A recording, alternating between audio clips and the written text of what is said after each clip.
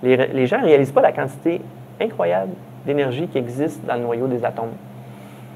On va regarder un exemple. La fission d'un seul noyau d'uranium-235 produit autant de chaleur que la combustion de 20 millions de molécules de gaz naturel. On appelle ça aussi du méthane, là, du CH4. Alors, à cause de ce grand potentiel énergétique-là, les Français ils ont décidé de retraiter le carburant irradié au lieu de juste le mettre de côté comme si c'était un déchet. Là. Pour l'instant, ils séparent le plutonium du reste du carburant. Là. Ils font ça par réaction chimique, c'est assez efficace. Là. Évidemment, c'est tout robotisé parce que c'est radioactif. Là. Les humains ne s'approchent pas de ça. Une fois le plutonium séparé, bien, ils le mélangent avec l'uranium-238 pour en faire du nouveau carburant. Alors, ils ont mesuré l'énergie qu'ils réussissent à retirer du plutonium. Et vous savez la valeur totale de l'électricité qu'ils arrivent à en tirer? Vous êtes assis, là? 1 tonne de plutonium leur permet de produire pour 1 milliard de dollars d'électricité. OK? Il y a des gens qui appellent ça des déchets. 1 milliard de dollars la tonne. Et vous savez la grosseur que ça a, une tonne d'uranium? De plutonium, c'est à peu près 40 cm de côté, comme ça. Ça pourrait rentrer en dessous de votre chaise. Okay? Ça produit 1 milliard de dollars d'électricité. Vous savez, nous autres, les Québécois, là, si on compte toute l'énergie que notre société consomme, okay? tout ce qu'on fait, ça équivaut, là, en moyenne, pour chaque personne, à environ 8000 watts, sans arrêt, 24 heures par jour. Bon, dans ce calcul-là, on n'oublie pas la contribution des carburants fossiles. On l'inclut dans le 8000 watts. Alors, si on vous fournissait toute cette puissance-là, en fait, c'est ça qu'on fait, pendant toute votre vie, disons 80 ans, vous saviez combien de plutonium ça prendrait pour produire ça? Gros comme ça. OK? Et 200 000 d'électricité pour vivre toute votre vie, 8000 watts, 5 fois la moyenne mondiale. On aurait besoin de ça. OK?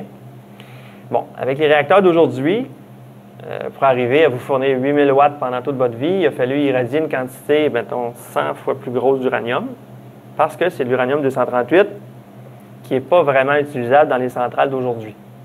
OK? Il est presque inutile dans les centrales parce que c'est des centrales à neutrons lents. OK? Donc, de l'uranium qui existe sur Terre, on réussit à même pas brûler 1% de ce métal-là. Et quand on réussit, ça donne 1 milliard de dollars la tonne. OK? C'est quand même intéressant, là. Puis, si on faisait ça ici, on en produit juste 3% de notre énergie par le nucléaire, là. Mais si, comme les Français qui l'utilisent beaucoup, eux, si on fournit toute une puissance comme ça pendant toute une vie, bien, nous autres, malheureusement, il faut gérer à la fin environ 24 kilos de matériaux radioactifs. Puis ça, c'est quand même un peu dangereux pour la santé. Ça va se désintégrer très tranquillement pendant des millions d'années, donc c'est pas très intéressant. Il n'y aurait pas moyen de forcer la désintégration de tous ces isotopes-là, puis en profiter tant qu'à faire, pour en retirer l'énergie qu'ils contiennent, comme on le fait avec le plutonium. C'est ça le grand défi, mais c'est aussi la grande promesse que nos scientifiques espèrent pouvoir tenir un jour. En fait, ce n'est pas tant de savoir si on va y arriver. Là. La question, c'est de savoir dans combien de temps. Puis ça, bien, ça va dépendre des ressources qu'on va y consacrer. Puis ce qui a le potentiel de rendre tout ce projet-là rentable physiquement, c'est cette fameuse qualité que l'uranium-238 possède. On l'a dit tantôt, il est fertile. Okay? On se souvient que environ 98% des déchets nucléaires sont composés de cet isotope-là, l'uranium-238. Mais malheureusement, dans les réacteurs actuels, les neutrons vont soit à 20 000 km par seconde à l'intérieur d'une grappe, ou à 2 km par seconde après avoir voyagé dans l'eau entre les deux grappes. Puis l'uranium-238, lui, ce qu'il préfère, c'est des neutrons qui voyagent à 3500 km par seconde. Il est capricieux, hein? En fait, il n'est pas tout seul à être capricieux. Dans le carburant irradié, il y a environ 2 douzaines d'isotopes instables, donc radioactifs. Puis ils ont chacun des préférences quant au, mettons, au niveau d'énergie là, des neutrons qui favorisent la capture par les noyaux, puis qui a le potentiel d'entraîner une fission. Okay? Alors là, on ne veut pas attendre 20 millions d'années pour que ça se produise. on va provoquer les désintégrations radioactives tout de suite. Comme ça, ben, on n'aura pas à gérer des déchets nucléaires pendant des millions d'années. De toute façon, c'est le gros bon sens. C'était évident qu'on n'allait pas laisser la situation comme ça pendant des millénaires. Là. Puis on va en profiter pour récupérer toute l'énergie disponible. Tantôt, j'ai donné une valeur monétaire pour le plutonium. Ben, l'uranium-238 possède autant d'énergie. OK? Alors, 1 milliard de dollars la tonne, puis on a déjà 1,2 million de tonnes qui attendent d'être utilisées et neutralisées par la même occasion. 1 million multiplié par 1 milliard. Êtes-vous bon en calcul? Alors, est-ce que ça ne vaudrait pas la peine d'investir 100 milliards ou même 200 milliards pour mettre au point des centrales qui vont nous permettre de réussir ça? Malheureusement, pour vous donner une idée, là, actuellement, en 2007, les Américains ils ont mis un petit 30 millions dans l'effort. Le Canada, 2 millions. Mais au Canada, par exemple, on a mis 13 milliards en Afghanistan. Les Américains, entre 1000 et 2000 milliards en Irak.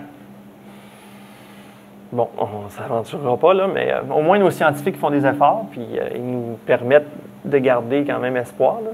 Donc, le Forum international Génération 4 garde le cap, puis motive les pays participants à investir davantage dans le projet. D'ailleurs, avec le plan de relance du président Obama, là, on s'attend à ce que les budgets soient augmentés de façon assez importante. C'est parce que le secrétaire à l'énergie est intéressé par ça. Si vous allez sur leur site, donc le Forum Génération 4, vous allez trouver un super beau document d'une 50aine de pages. Vous allez trouver la description détaillée des 6 configurations de réacteurs qu'ils ont décidé de développer. Au début, il y avait à peu près 20 configurations, puis là, ils ont délibéré longtemps, les scientifiques et tout. Puis on dit, on va mettre toutes nos énergies sur les 6 plus prometteuses, dans le fond, les solutions qui ont le plus de chances de donner des résultats. Comme vous voyez, il y a tout un ensemble de configurations de réacteurs pour s'adapter aux conditions idéales des différents isotopes qui sont issus des produits de fission, de la fission de l'uranium. Okay? Tiens, on va les passer en revue rapidement. En regardant les noms des projets, vous allez souvent remarquer les appellations Fast Reactor. Okay? Je vous expliquais à l'instant que la majorité des produits de fission ils vont avoir besoin de neutrons rapides pour être transmutés en atomes plus petits puis moins radioactifs. Okay? Les ingénieurs ils vont pouvoir regrouper les isotopes par famille en fonction des vitesses de neutrons idéales pour favoriser les captures de neutrons successives jusqu'à ce que des fissions soient volontairement provoquées. Puis au fur et à mesure que les numéros atomiques vont diminuer, bien, la dangerosité va diminuer en même temps que les Puis c'est des demi-vies de plus en plus courtes, Alors, bien sûr, on ne peut pas espérer là, de créer des isotopes stables. Okay? C'est impossible. 90% des configurations nucléaires possibles dans la nature sont radioactives. Mais ce qu'on sait, par exemple, c'est qu'à mesure que les numéros atomiques diminuent, les demi-vies sont de plus en plus courtes. Okay? Donc, le but visé, là, après avoir récupéré 1 milliard de dollars la tonne, c'est d'avoir des déchets de vie courte. C'est-à-dire qu'après 30 ans environ, là, le carburant irradié, bien, il ne sera pas plus radioactif que l'uranium naturel. Donc, évidemment, sans danger pour la biosphère. Il y en a déjà dans la biosphère. Puis d'après les connaissances que les physiciens ont des isotopes qui sont présents dans le processus, bien, on s'attend qu'après 300 ans environ, le carburant, mais il ne sera pas plus radioactif que du granit. Okay? Regardez, si on jette un coup d'œil sur le 6e type de réacteur, vous allez voir le nom anglais qui veut dire réacteur à très haute température. Ce réacteur-là, il serait super intéressant pour la production d'hydrogène à haut rendement. On sait que, malheureusement, là, la production d'hydrogène par électrolyse de l'eau, c'est super inefficace. Ça a un rendement d'environ 20 %. Mais il y a des gens qui ont inventé un procédé qui est chimique avec un catalyseur. Ça permet de produire de l'hydrogène avec un rendement d'à peu près 40 %. Puis l'hydrogène, pourquoi on veut en produire? On disait tantôt, projetons-nous dans 50 ans, il n'y aura plus de carburant fossile. Avec l'hydrogène, il existe ce qu'on appelle des piles à combustible. Par réaction chimique directe, il y a production d'électricité sans aucun bruit, avec un rendement de 80 %. Puis ce qui sort de la pile, c'est de l'eau. Okay? Donc l'hydrogène, ça va sûrement être un de nos carburants du futur. Si on résume maintenant, l'humanité, elle aurait des réserves pour combien d'années avec des centrales de 4e génération capables d'utiliser 100 % de l'uranium?